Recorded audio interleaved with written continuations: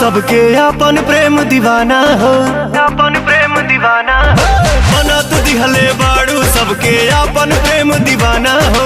पैबू नहीं हमरा जैसन जिंदगी में मर्दाना हो। करा सगाई पक्का हमरा हाथ से पहिरा रिंग हो।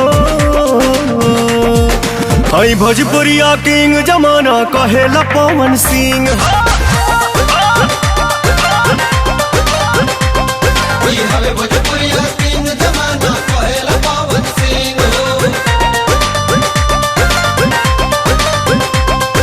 ब्यूटीफुल बॉडी बा तोहार सेक्सी सेक्सी लुक हो।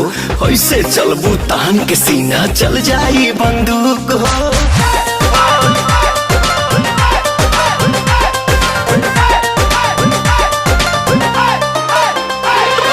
नाभि के नथिया से अखिया हटेल नहीं प्यारी हो।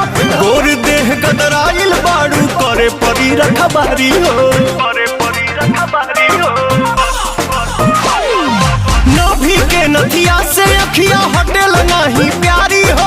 गोर देह गदराइल बाड़ू करे परी रखबारी हो, करे परी रखबारी हो, करे परी रखबारी हो।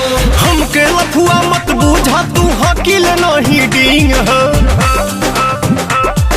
हई भोजपुरिया किंग जमाना कहेला पवन सिंह हो।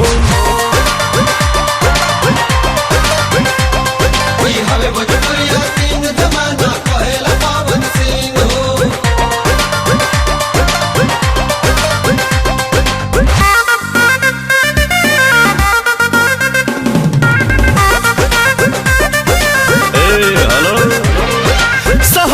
के सुरमा हई हम लगल हमके आँख में।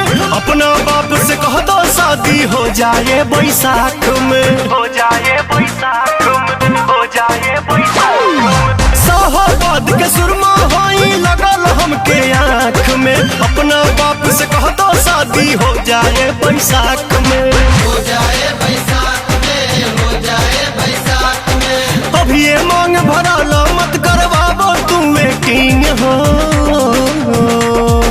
हई भोजपुरिया किंग जमाना कहेला पवन सिंह हो।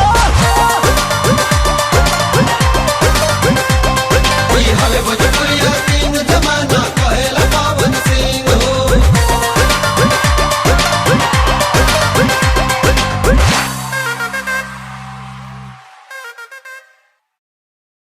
करा सगाई पक्का हमरा हाथ से पहिरा रिंग हो।